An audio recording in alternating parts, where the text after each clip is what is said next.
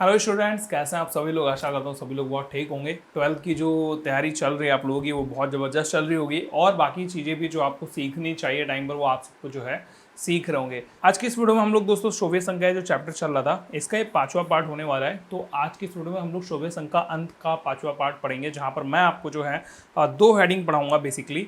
और ये इसी के साथ में आपका जो चैप्टर है वो खत्म हो जाएगा। जो पहली हेडिंग होगी दोस्ती वो हमारी होगी संघर्ष और तनाव, और जो दूसरी हेडिंग होगी वो होगी साम्यवादी देशों के साथ में जो भारत के रिलेशन है वो कैसे हैं।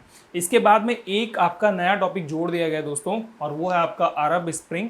तो अरब स्प्रिंग के बारे में मैं एक कंप्लीट वीडियो लेकर के आऊँगा, वहाँ पर कोई और हेडिंग नहीं होगी। उसके बाद में दोस्तों इस पूरे चैप्टर की एक शॉर्ट वीडियो आएगी, जहाँ पर मैं सब कुछ जितना इंपॉर्टेंट है वो सब कुछ मिला करके सिर्फ एक ही पार्ट में पूरी वीडियो जो है वो कवर कर दूंगा। और एग्जाम का टाइम पर आप चाहे तो अगर रिवीजन करना चाहते हैं तो उस वीडियो से कर सकते हैं। तो इस तरीके से आप जो है, अगर आपने ये पुरानी वाली वीडियोस नहीं देखी हैं, चाहे इसका फर्स्ट पार्ट हो, सेकंड पार्ट हो, थर्ड पार्ट हो, फोर्थ हो, ये सारी वीडियोस देख लेना। लिंक आपको डिस्क्रिप्शन में मिल जाएगा, एक ही लिंक है, वहीं पर आपको सारे पार्ट देखने को मिल जाएंगे। तो आशा करता हूँ आपने जो चीज़ें अब तक है वो सबको समझ ली होंगी। अच्छा, इस चैप्टर को स्टार्ट करने से पहले दोस्तों मैंने बहुत सारे कमेंट्स पढ़े आप लोगों के, बहुत सारे लोगों से बातें करी और बहुत कुछ मुझे नया पता चला। हालांकि इससे पहले भी पता था, लेकिन जो स्टूडेंट्स इस कैमरे के पीछे मतलब इस वीडियो को जो लोग देख रहे हैं उन लोगों के साथ ये प्रॉब्लम होगी वो बात मुझे नहीं पता थी। एक्चुअली में आर्ट्स का और साइंस का जो है ना, ये ज़मीन आसमान का हिसाब किताब है, लेकिन दोनों में ही एक जगह पर जो बच्चे होते हैं वो मात खाते हैं। और वो कौन सी जगह है, वो ये है कि बच्चों को उनके शब्दों के मतलब ही नहीं पता होते। उदाहरण के लिए बहुत सारे बच्चों मुझसे आज कमेंट करके पूछ रहे थे कि ये साम्यवाद क्या होता है, ठीक है, विघटन क्या होता है। अब बताओ, पूरा चैप्टर विघटन के ऊपर है और आपको जो है विघटन नहीं पता, तो कैसे आप ये 12th क्लास का जो एग्ज़ाम है दोस्तों वो अच्छे नंबरों से पास करेंगे। तो मैं तो आपको सलाह दूंगा भाई कि जितने भी वर्ड आपके चैप्टर में आते हैं, चाहे वो मैं पढ़ाऊँ चाहे वो आप कहीं भी पढ़ें, उन वर्ड को ना साथ के साथ ही क्लियर करते चलिए, क्योंकि अगर आपने साथ के साथ में क्लियर नहीं करा तो फिर आपको बहुत प्रॉब्लम हो जाएगी। अब मुझसे किसी एक व्यक्ति ने चौथे पार्ट के बाद में पूछा कि विघटन का मतलब क्या होता है, और मैंने पूछा उससे कि आपने पहला दूसरा तीसरा चौथा पार्ट पूरा आराम से देखा है? कहा हाँ पूरा देखा। मैंने कहा समझ में आया? कहा पूरा समझ में आया। तो मैंने कहा फिर आप कैसे बोल सकते हैं कि आप जो है विघटन का मतलब नहीं जानते? तो बोले मतलब मुझे समझ नहीं आ रहा, मैं विघटन पढ़ रहा हूँ और मुझे पता नहीं चल रहा है। तो मुझे बहुत बहुत शौक लगा भाई, ऐसा ना करा करो यार। अगर आप लोगों को चीज़ें पता नहीं है तो कमेंट करके पूछो, या फिर मैं एक ग्रुप बनाऊंगा वहाँ पर आप करके पूछो। लेकिन ये कैसे पॉसिबल होगा यार कि आपको विघटन का मतलब नहीं पता और आपको पूरा चैप्टर समझ में आ गया? ये तो पॉसिबल ही नहीं है ना, क्योंकि ये चैप्टर ही विघटन के ऊपर है ना।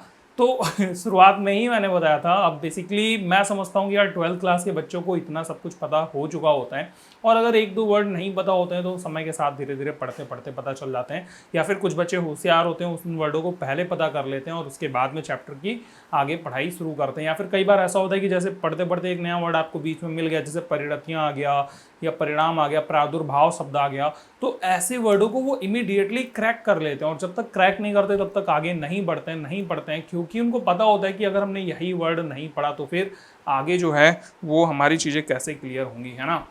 तो भाई चीज़ें क्लियर करो, सारी चीज़ें पढ़ो, नहीं तो आपके साथ में बहुत प्रॉब्लम होने वाली है। तो आज के इस वीडियो में दोस्तों हमारी जो पहली हेडिंग है वो है संघर्ष और तनाव। हम पढ़ेंगे संघर्ष और तनाव के बारे में। देखो, हम सब लोग जानते हैं कि जैसे जैसे सोवियत संघ का विघटन होता रहा, मतलब सोवियत संघ टूटता रहा, विघटन का मतलब होता है अलग होना, ठीक है, उसके देश अलग हो रहे हैं। तो सोवियत संघ के जो देश हैं जब वो धीरे धीरे करके अलग होने वाले हैं, तो विघटन के हमने कारण पढ़े, क्यों वो अलग हुए, ठीक है, सोवियत संघ में क्या बुराइयां थी, क्या कमियां थी, वो सब कुछ पढ़ा। सोवियत संघ का जब विघटन हो गया, ठीक है, अब ऐसे बोलेंगे कि सोवियत संघ टूट गया तो काफी अजीब लगेगा ना। ऐसे बोलेंगे सोवियत संघ जब अलग हो गया, तो क्योंकि सोवियत संघ तो अलग ही नहीं हुआ था, सोवियत संघ से लोग अलग हो रहे थे। तो जब कोई चीज कई ज्यादा पार्टों में बट जाती है, ठीक है, उसको बोलते हैं विघटित होना। क्लास 10 के ही साइंस में पढ़ा होगा अगर आप हिंदी मीडियम से हैं तो। और ये जो विघटन शब्द है वो विघटित से ही बना है, ठीक है, मेरे बालों को कोई नहीं देखेगा। तो यहाँ पर दोस्तों हम लोग ये समझ रहे हैं कि जो सोवियत संघ है जब वो विघटित होने लग गया, तो उसके जो नए नए देश थे उनमें या उनके पड़ोसी देशों में दोस्तों काफ़ी सारी प्रॉब्लम्स चल रही थी, ठीक है, संघर्ष चल रहे थे उनके बीच में, तनाव बहुत सारे पैदा हुए।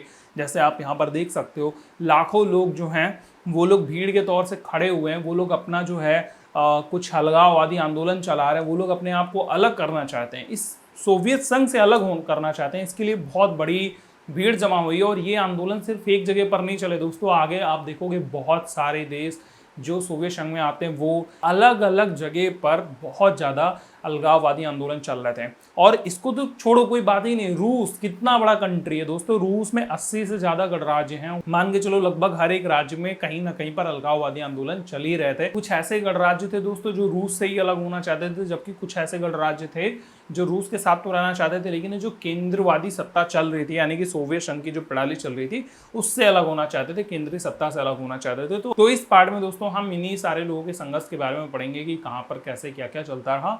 अब देखो, हम सब जानते हैं यार कि सरकार ना ज़्यादातर परेशान नहीं होती इन सारी चीज़ों से। उदाहरण के लिए देश में अगर कोई व्यक्ति उसको खाना पानी नहीं मिल रहा है, उसकी जो बुनियादी ज़रूरतें हैं, बहुत सारे लोगों को बुनियादी शब्द भी नहीं पता होगा, अगर आपको पता है तो कमेंट करके बताना।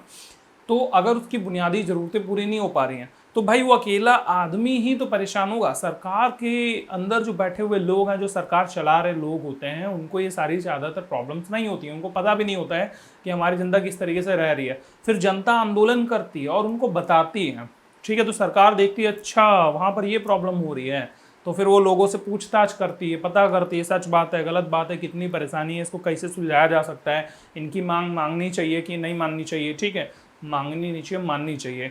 और जो भी सारी प्रॉब्लम्स होती हैं वो सारी प्रॉब्लम्स को मद्देनज़र रखते हुए वो जो बेस्ट फैसला बनता है वो करने की कोशिश करती है सरकार हमारी। तो दोस्तों यहाँ पर भी जो आंदोलन थे हर एक राज्य में चले, ठीक है, बहुत सारे आंदोलन चले, उनके ऊपर बहुत सारी हिंसाएं भी करी गई, तो वो सब कुछ आपको जो है इस चैप्टर में आगे देखने को मिलेगा। ये लास्ट पार्ट है बेसिकली। तो हम यहाँ पर देख पा रहे हैं दोस्तों जो चेचन्या और दागिस्तान नाम के दो जगह हैं, चेचन्या और दागिस्तान। देखो पहला जो जगह है वो है चेचन्या और दूसरी जगह जो है वो है दागिस्तान। ये दोनों कहाँ पड़ते हैं आप ये मैप में देख सकते हो दोस्तों। मैप में ये मैंने यहाँ पर रूस का मैप लगाया हुआ है, ठीक है, ये जो मैप है ये रूस का मैप लगा हुआ है। और इस रूस के मैप में दोस्तों आप 21 या 22 पार्ट देख सकते हो जो कि रूस के ही गणराज्य हैं। अब बहुत सारे लोग पूछेंगे गणराज्य क्या होते हैं, तो गणराज्य मतलब आप ये समझ लो कि देखो जैसे रूस में ना बहुत अलग अलग जाति के लोग रहते हैं, ठीक है, बहुत अलग अलग प्रकार के लोग रहते हैं। अब एक जाति के लोग जिस इलाके में रहते हैं दोस्तों उसको उन जातियों का गणराज्य कहा जाता है और वहाँ पर उनका एक प्रमुख होता है। और ये जो पूरा रूस है इन सबको मिलाकर के एक ही प्रमुख होता है जो इन पूरे रूस पर कंट्रोल रखता है। और वहीं पर ये जो गणराज्य हैं इन गणराज्यों के जो प्रमुख हैं आप उनको उनका राजा बोल सकते हो, तो वो राजा भी वहाँ के हिसाब से अपना शक्तिशाली राष्ट्रपति जैसा व्यक्ति होता है। तो अब ये जो गणराज्य वाले लोग हैं दोस्तों यही नहीं चाहते थे कि हम सोवियत संघ में रहें, तो उन्होंने अपना आंदोलन शुरू कर दिया। इन्हीं में से दो गणराज्य हैं, एक तो चेचन्या है और दूसरा जो है दागिस्तान है, जहां पर दोस्तों बहुत ज़्यादा आंदोलन हुए थे 1990 के बाद में, जब सोवियत संघ विकसित हो गया। उसके पहले भी चल रहे थे, उसके बाद भी चल रहे थे। आप देख सकते हो जो चेचन्या है ये 20 नंबर पर है और ये जो मैप में है दोस्तों ये यहाँ पर आपको दिख रहा है, ठीक है। और वहीं पर जो दागिस्तान है दोस्तों ये 5 नंबर पर है, ये रहा दागिस्तान। तो आप इसको मैप में देख सकते हो, ये यहाँ पर हल्का सा पॉइंट पे बना हुआ है, मैं इसको आपको दिखाऊंगा, ये इसी एरिया में है दोस्तों यहाँ पे, ठीक है। तो ये दोनों वो इलाके दोस्तों जहाँ पर बहुत ज़्यादा अलगाववादी आंदोलन चल रहे थे। अलगाववादी का मतलब है ये लोग रूस से अलग होना चाहते थे, ये लोग जो हैं केंद्रीय सत्ता में नहीं रहना चाहते थे। आप यहाँ पर देख सकते हो कितने सारे लोगों की भीड़ लगी हुई है जो कि आंदोलन कर रहे हैं। आप सोचो दोस्तों किसी एक जगह पर इतने सारे लोग आंदोलन कर रहे हैं, मतलब उस आंदोलन की पावर कितनी ज़्यादा रही होगी। और इन लोगों के खिलाफ ये जो दोस्तों मास्को की सेना थी उन्होंने इन लोगों पर बम भी गिराए, इन लोगों पर बहुत हिंसा भी की, लेकिन इन लोगों का जो आंदोलन था उसे ख़त्म नहीं कर पाए। यानी कि जो चेचन्या के लोग थे, दागिस्तान के लोग थे, इन लोगों का आंदोलन वो ख़त्म नहीं कर पाए और इन लोगों ने अपना आंदोलन जारी रखा, अलगाववाद जारी रखा कि इनको अलग होना है, अलग होना है। तो आप इतने सारे लोगों के आंदोलन को देख सकते हो कि उन्होंने कितना ज़्यादा संघर्ष किया होगा, कितना ज़्यादा जो है पावर अपने आंदोलन में झोंकी होगी। ऐसे ही अगर हम लोग दोस्तों बात करें सोवियत संघ के दूसरे राज्यों में जो गणराज्य थे सोवियत संघ के, इसमें आता है ताजिकिस्तान। ताजिकिस्तान मैप में आपका दोस्तों ये पिंक कलर का जो है यहाँ पर, सॉरी वायलेट कलर का जो है वो देखने को मिल रहा है। ये सबसे लास्ट में जो लिखा हुआ है ताजिकिस्तान, तो इसको आपको दिखा देता हूँ। ये जो वायलेट कलर वाला है दोस्तों ये ताजिकिस्तान है। तो यहाँ पर भी बहुत लंबे समय तक जो है तकरीबन 10 सालों तक युद्ध चलता रहा, गृह युद्ध चलता रहा। यहीं के लोग जो थे वो अलगाववाद चाहते थे, वो अलग होना चाहते थे सोवियत संघ से। और वो जब सोवियत संघ से अलग हो गए उसके बावजूद भी जो वहाँ की दमनकारी व्यवस्थाएं थी दोस्तों उनसे निपटने के लिए इन्होंने 10 सालों तक लगातार संघर्ष किया और फाइनली 2001 में जाकर के जो है ये अपने आप को जैसा चाहते थे वैसा कर पाए। तो इनका आंदोलन देख सकते हो। इसके अलावा दोस्तों अजरबैजान में भी कम आंदोलन नहीं हुए, कम तनाव इन लोगों को नहीं देखने को मिला। अजरबैजान जो है दोस्तों ये इसमें एक जगह पड़ती है जिसका नाम है कराबाख। तो कराबाख में बहुत सारे आर्मेनियाई लोग रहते हैं दोस्तों। ये चूंकि आर्मेनिया के रहने वाले हैं और इनकी जो जगह है वो आती है दोस्तों अजरबैजान में। तो वो लोग चाहते थे कि अजरबैजान से वो टूट करके अर्मेनिया में मिल जाए, है ना। वो चाहते थे अजरबैजान से टूट करके अर्मेनिया में मिल जाए। आप ये देख सकते हो दोस्तों, यहाँ पर आपको जो है ये थोड़ा सा पार्ट इधर और थोड़ा सा ये जो पार्ट है इधर साइड में, मैं आपको सफ़ेद करके दिखाता हूँ तो आप अच्छे से जो है जान लेंगे, और बाकी तो कलर यहाँ पर कोई चमकेगा नहीं। देखो ये है अजरबैजान, ये यहाँ पर आपको सफ़ेद दिख रहा है, और ये जो एरिया है ये दोनों अजरबैजान है, ठीक है। और यहीं पर मैं आपको जो है एकदम से पीला करके दिखाता हूँ, और ये वाला जो पार्ट है दोस्तों ये आर्मेनिया है। पीला अगर नहीं दिख रहा है तो मैं कोई और कलर से दिखाता हूँ। कौन सा कलर कर दिया जाए, ब्लैक कर देता हूँ, ठीक है। ये वाला जो पार्ट आपको दिख रहा है, जो ब्लैक ब्लैक सा दिख रहा है यहाँ पर एरिया, ये दोस्तों आर्मेनिया है, ठीक है।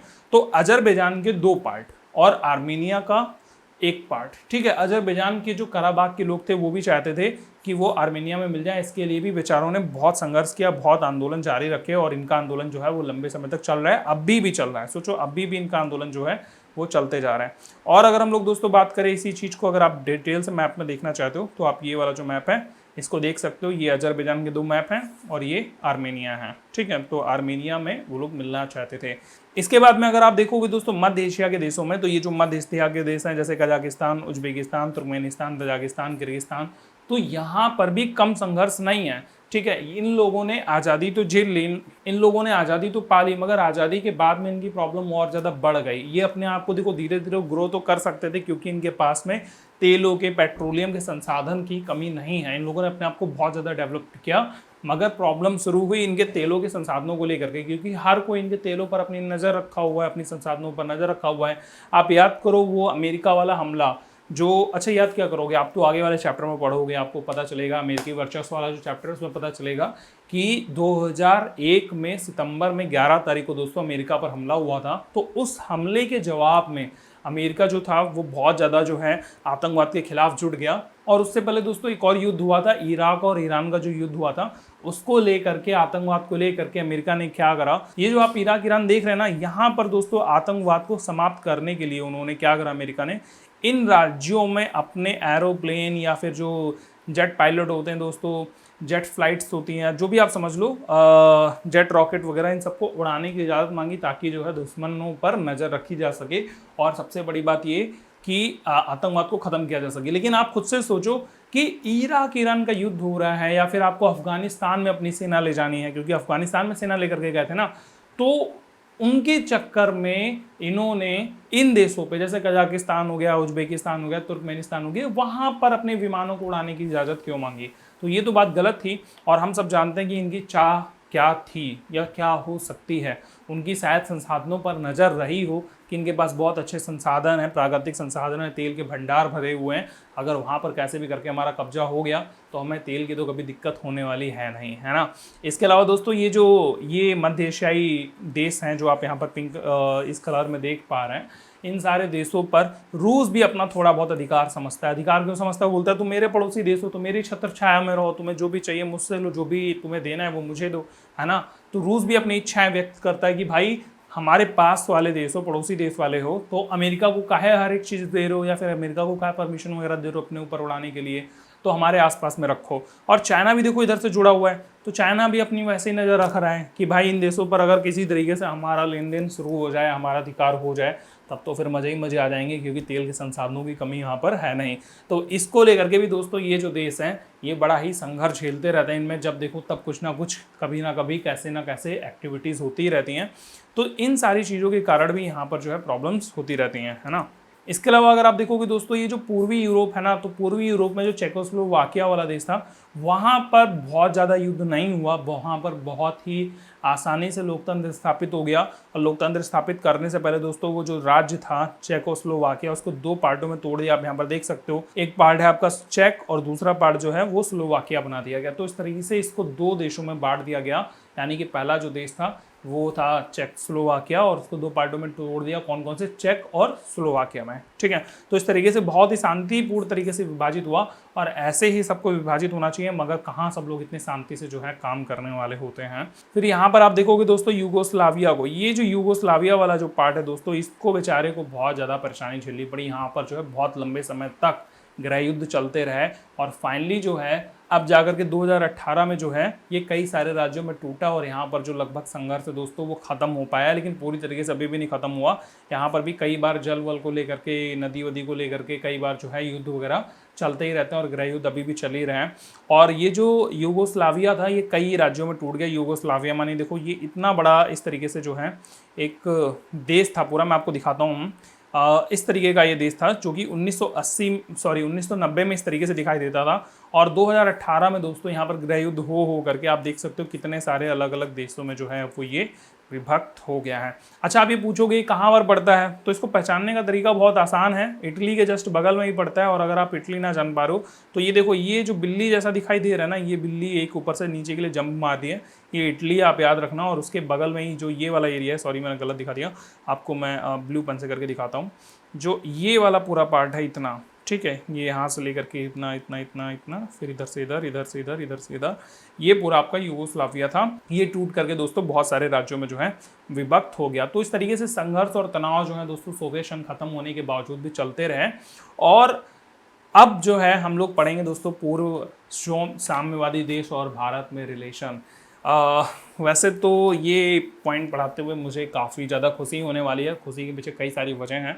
मेरे जो बाल हैं वो सोचते हैं कि थोड़ा हम भी सफ़र कर लें और ऊपर से नीचे तक आ जाते हैं, तो आप उनको इग्नोर करते रहना। देखो, बालों के पीछे एक बहुत प्यारी सी कहानी है।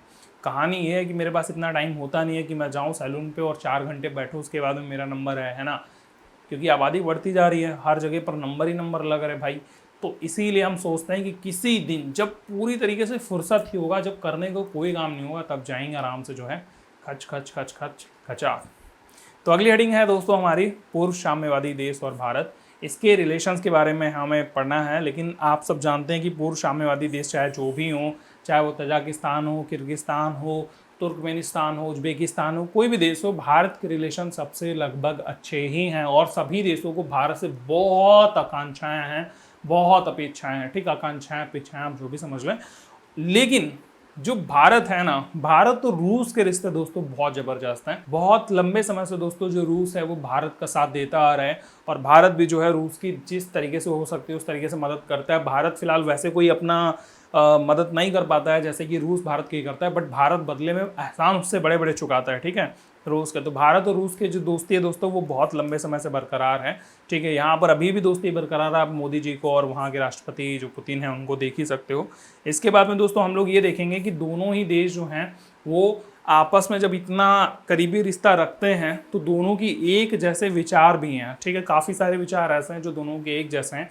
तो काफ़ी सारे पॉइंटों को इग्नोर करते हुए हम वो वाले पॉइंट पर नज़र डालेंगे जो हमारी बुक में लिखे हुए हैं, और इसके अलावा उन पॉइंटों को हम याद रखने की कोशिश करेंगे जो सच में सबको पता है। अगर किसी समझदार व्यक्ति से आप पूछोगे जो पोल साइंस वगैरह पढ़ता है तो उनको दोनों नज़रों के बारे में पता होगा। और तो और अगर जो रोज़ अखबार पढ़ते हैं दोस्तों उनसे भी अगर आप पूछोगे तो वो भी ये बताएंगे कि रूस और जो भारत है ये दोनों आपस में एक दूसरे के साथ मिल करके क्या करना चाहते हैं। तो दोस्तों रूस और भारत की ना बहुत सारी प्लानिंग है, जैसे इन फ्यूचर टेक्नोलॉजी को लेकर के प्लानिंग चल रही है। ठीक है, इसके अलावा जो साइंटिस्ट होते हैं दोस्तों उनको लेकर के प्लानिंग चल रही है। बहुत सारी सॉफ्टवेयर, हार्डवेयर, इन सारी चीज़ों को लेकर के जो है बातचीत चलती रहती है रूस और भारत के बीच में। हार्डवेयर में ये वो वाले हार्डवेयर की मैं बात नहीं कर रहा हूँ दोस्तों, यहाँ पर आप हथियारों की बात कर सकते हो, हथियारों के सॉफ्टवेयर की बात कर सकते हो। भारत सॉफ्टवेयर बनाने में कितना तेज आप सबको पता है, और जो रूस है दोस्तों वहाँ पर हार्डवेयर बनाने में बहुत ही तेज हैं। तो खैर दोनों ही देश ऐसे हैं दोस्तों जिनकी चाहत ये थी कि दुनिया कभी एक ध्रुवी हो ही ना।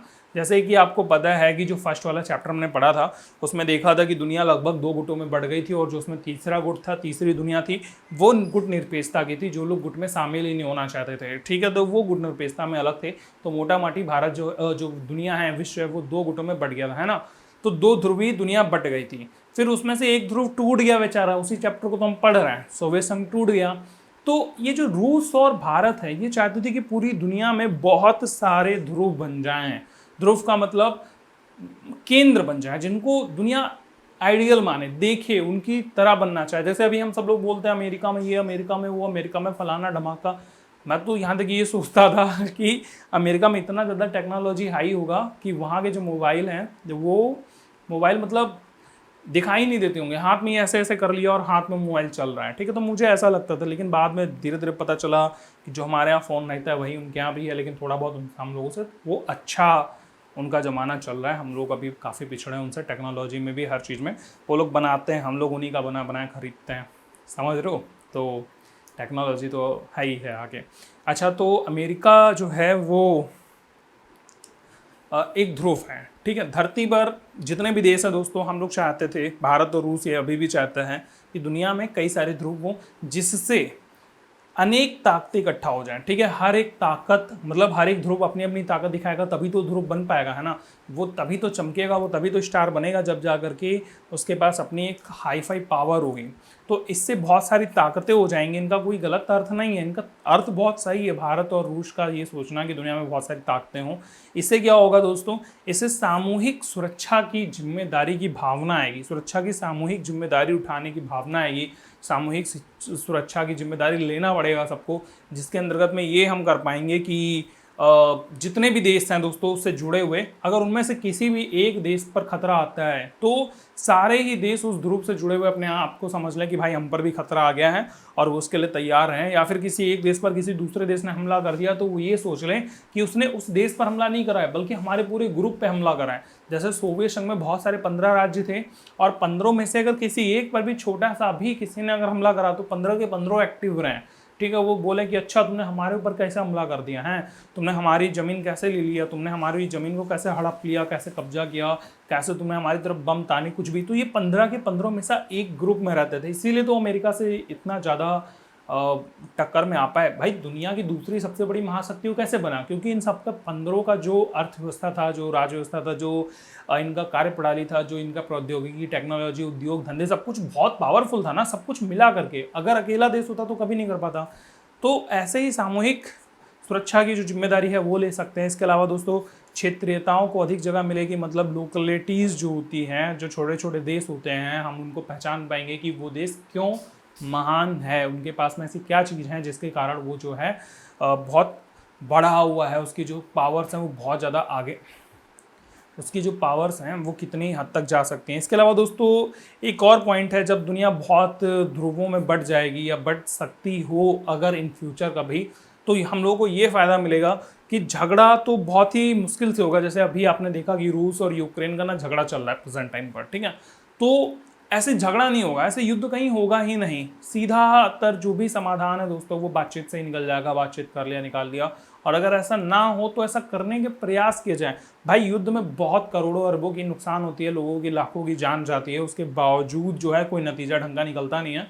तो बातचीत से समाधान हो जाए, इससे ज़्यादा और अच्छा क्या चाहिए, है ना। दोनों ही देश मिलकर के ये भी चाहते हैं कि जितने भी देश हों दोस्तों, जब बहुध्रुवीय विश्व बन जाएं, अगर बनते हैं कभी तो। और स्वतंत्र विदेश नीति के दोस्तों अपने ही अलग अलग फ़ायदे हैं। अगर आप विदेश नीति पढ़ रहे होंगे, मेरे ख्याल से आप में से बहुत सारे बच्चे जो हैं इन फ्यूचर आईएएस बनना चाहते होंगे। आप लोग कमेंट करके बताएं मुझे कि कौन कौन ऐसा है जो ये सोचता है कि वो फ्यूचर में आईएएस बनने वाला है या फिर आईएएस की तैयारी करने वाला है, ठीक है। तो जब आप आईएएस की तैयारी करेंगे तो दोस्तों आपको एक सब्जेक्ट मिलेगा, सब्जेक्ट नहीं बेसिकली वो पॉलिटिकल साइंस का एक हिस्सा है जिसमें हम विदेश नीति के बारे में पढ़ते हैं, है ना। तो वो आपको पता चलेगा कि सभी देशों की अपनी विदेश नीति स्वतंत्र हो जाएगी, या हो तो बहुत अच्छा है। इसके अलावा दोस्तों संयुक्त राष्ट्र जैसी जो हैं संस्थाएं भी और ज़्यादा पटल पर सामने उभर करके आएंगी, जिसके हमें अनेक फ़ायदे होंगे। अभी संयुक्त राष्ट्र जैसी एक ही संस्था है या 1-2-3 संस्थाएं, बट जब बहुध्रुवीय विश्व होगा तो दोस्तों बहुत सारी संस्थाएं आएंगी। तो इसीलिए रूस और भारत जो है वो ऐसा चाहते हैं। अब दोस्तों हम लोग बात करेंगे कि भारत और रूस के जो रिश्ते हैं वो कैसे अच्छे हैं या उनके बीच में क्या फ़ायदे हैं जिसके कारण भारत और रूस दोनों की जो दोस्ती है वो बहुत लंबे समय से बरकरार है। और इन्होंने 50 साल तक के लिए जो है दोस्ती के लिए संधि की थी कि आने वाले 50 साल तक हम आपसे दोस्ती करके रखेंगे। तो 2001 में आप इनको देख सकते हो दोस्तों। ये कौन व्यक्ति है आप मुझे कमेंट करके बताओ, इनका नाम मुझे काफ़ी अच्छा लगेगा अगर आप जानते हो इनके बारे में तो, और नहीं जानते हो तो भाई इंटरनेट करके देख सकते हो, बट आप इनका नाम मुझे कमेंट करके बताओ, ठीक है। इनको तो आप जानती होगी, इनको तो कोई भी नहीं बोल ही सकता है कोई सोते समय भी अगर उसको फोटो दिखाओगे तो नाम बता देगा कि ये कौन है। तो यहाँ पर दोस्तों इन्होंने 2001 में ऐसे द्विपक्षीय 80 से ज़्यादा दस्तावेज थे दोस्तों, उन पर हस्ताक्षर किए थे। और एक दूसरे के साथ में बहुत सारी संधियाँ की थी। तो फाइनली काफ़ी सारे पॉइंट्स हैं दोस्तों, जैसे कि भारत जो है रूस से बहुत सारे लाभ कमाता है। सबसे पहला तो जैसे कश्मीर का लेकर के कोई भी मुद्दा हो तो उसमें रूस जो है अपना एक विशेष योगदान दिखाया भारत के लिए, अब तक की हमेशा ही दिखाता रहा है। और दूसरा दोस्तों, वो अगर भारत को ऊर्जा आपूर्ति चाहिए होती है तो रूस उसके लिए हमेशा तैयार रहता है। और दोस्तों यहाँ पर लिखा हुआ है सूचनाओं का आदान प्रदान। आप सिर्फ सूचनाओं का आदान प्रदान नहीं, आप इसके आगे जोड़ लें आतंकवाद के चलते सूचनाओं का आदान प्रदान, या फिर आतंकवाद से संबंधित सभी सूचनाओं का आदान प्रदान जो होता है आतंकवाद से संबंधित, ठीक है, सभी सूचनाओं का जो आदान प्रदान है वो रूस बहुत अच्छे से भारत को करने में मदद करता है। इसके अलावा दोस्तों रूस के चक्कर में जो है भारत पश्चिमी एशियाई सभी देशों तक भी अपनी अच्छी खासी पहचान बना पाया है, क्योंकि भारत जो है वो रूस का दोस्त है, और रूस जो है वो पश्चिमी एशियाओं का भाई किंग जैसा देश है एक, है ना।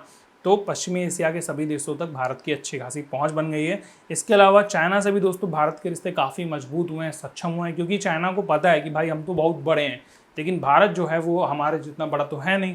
बट भारत के साथ में रूस है, अगर हमने कभी चाइना सोचता है अपने मन में कि अगर हमने कभी भी भारत से कुछ भी नौटंकी करी, 3-5 करने की कोशिश करी, तो भारत अकेला नहीं है, उसके साथ में रूस है, और रूस हमारा बाप है। चाइना सोचता है ऐसा, ठीक है। तो आपको ऐसा लगता है कि नहीं? अब मेरे को कमेंट करके बताना। मतलब चाइना और रूस में अगर हम लोग कंपेयर करें तो कौन किसका बाप बताया जाएगा? बाप वैसे कहने वाली चीज़ नहीं है, स्टूडेंटों को ऐसा नहीं बोलना चाहिए। बस ये समझ लो कि कौन किसका किंग है, ठीक है। तो किंग मान के चलो यार, ये चीज़ें गलत शब्दों का प्रयोग नहीं करना चाहिए हम लोगों को। दूसरा दोस्तों, भारत ने रूस से क्रायोजेनिक रॉकेट भी लिया है, जो कि भाई भारत के जितने भी अंतरिक्ष वाले कार्य हैं उसमें काफ़ी ज़्यादा मदद करते हैं। तो भारत को रूस से तो देखो बहुत भी फ़ायदे हैं, यहाँ पर तो बस थोड़े से ही लिखे हैं मैंने। और इसके अलावा अगर आप देखोगे रूस को भी भारत से कम फ़ायदे नहीं है, क्योंकि देखो रूस जो है वो काफ़ी सारे हथियार बनाता है और भारत उनका सबसे बड़ा खरीदार है, तो उनका सबसे बड़ा कस्टमर ही भारत हो गया। इसके अलावा दोस्तों रूस के पास में तेल की कमी नहीं है, और यहाँ भी भारत बहुत बड़ा खरीदार है, ठीक है। और कई बार ऐसा हुआ है कि जब तेल का संकट पड़ता है तो रूस जो होता है वो भारत की मदद करता है। अभी भी आप देख लो, भारत को जो है काफ़ी सारा तेल रूस की तरफ से प्राप्त हो रहा है। इसके अलावा दोस्तों सभी जानते हैं कि जो भारत में ना काफ़ी सारे लोग रहते हैं, काफ़ी बड़ी जनता है, भारत की आबादी बहुत ज़्यादा है, तो इसके चक्कर में इनको बहुत ज़्यादा एनर्जी की ज़रूरत होती है। और भारत जो है एनर्जी का बहुत बड़ा आयातक है, चाहे वो कोयला के मामले में हो, और भारत एनर्जी का बहुत बड़ा आयातक है, चाहे वो बिजली का मामला हो या फिर किसी भी प्रकार के ईंधन का मामला हो, तो भारत जो है काफ़ी ज़्यादा चीज़ें को आयात करता है। इस चक्कर में रूस जो है उसके पास काफ़ी सारा है, दूसरे दुनिया के देश इतना खरीदेंगे नहीं, भारत जो है उनसे काफ़ी ज़्यादा खरीदारी करता है, तो रूस को भी काफ़ी फ़ायदा हो ही जाता है। इसके अलावा एक सबसे बड़ी चीज़ है वो है वैज्ञानिक परियोजनाओं पर दोनों देशों की आपस में साझेदारी। मतलब हम लोग जो है ना काफ़ी सारे कामों को साथ में मिल करके करते हैं। अच्छा, आप एक बार नोटिस करेंगे कि जो केमिस्ट्री है दोस्तों उसका जो किंग है वो है चाइना, और जो मेडिकल साइंस है उसका जो किंग है वो है रूस। ये बात कहाँ हद तक सही है? मतलब अगर आपको ऐसा लगता है तो आप मेरे को कमेंट करके ज़रूर बताना, और नहीं लगता है तो आप थोड़ा रिसर्च करो और फिर मेरे को बताओ कि जो मैंने देशों के नाम लिए उन देशों की जगह पर कौन से देशों के नाम होने चाहिए। और इसी के साथ में दोस्तों ये जो लेसन है वो खत्म हो जाता है अगर आपने वीडियो पूरा देखा है, इसके अलावा सारे पार्ट देखें। तो भैया इतना बड़ा कष्ट करने के लिए आपका बहुत बहुत धन्यवाद कि आपने मेरे सारे वीडियोज़ देख लिए और ये वीडियो भी अंत तक पूरा देखा है। और इस चैप्टर से रिलेटेड अगर आपको और कोई भी डाउट हो, छोटा मोटा जैसा भी डाउट, आप मेरे को कमेंट करके बताएं, मैं उस पर एक डेडिकेटेड वीडियो लेकर के आऊँगा। जैसे अभी बहुत सारे लोगों ने पूछा है मेरे से कि साम्यवाद क्या होता है, किसी को विघटन का मतलब नहीं पता, किसी को कुछ नहीं पता, तो उन सारी चीज़ों पर धीरे धीरे करके वीडियोस या नोट्स वगैरह जो है मैं प्रोवाइड करते रहूँगा। आशा करता हूँ आपको वीडियो पसंद आया होगा और ये जो लेक्चर है दोस्तों वो पूरा समझ में आया होगा, जो चैप्टर है वो भी समझ में आ गया होगा। अगर आपको चैप्टर समझ में नहीं आया तो आप मुझे बताएं। इसके अलावा इसके बाद में जो है मैं एक शॉर्ट वीडियो भी लेकर के आऊँगा जहाँ पर मैं पूरे चैप्टर को एक ही वीडियो में ख़त्म कर दूँगा, तो वो वीडियो भी आपके लिए काफ़ी ज़्यादा यूज़फुल रहेगी। आप वो चाहे तो वो भी देख सकते हैं। और इसी के साथ में इस वीडियो को मैं यहाँ पर एंड कर रहा हूँ। अब मिलते हैं आपसे दोस्तों अगले चैप्टर में, लेकिन इस चैप्टर के जो कुछ पार्ट हैं जैसे कि अभी अरब स्प्रिंग बढ़ानी है और भी जो चीज़ें हैं वो मैं जल्द ही लेकर के आऊँगा आपको आगे आने वाली वीडियोस में। तो मैं मिलता हूँ आपसे अगली वीडियो में, तब तक के लिए गुड बाय, टेक केयर, अपना ख्याल रखिए, हंसते रहिए, देखते रहिए फुल ऑन गाइड।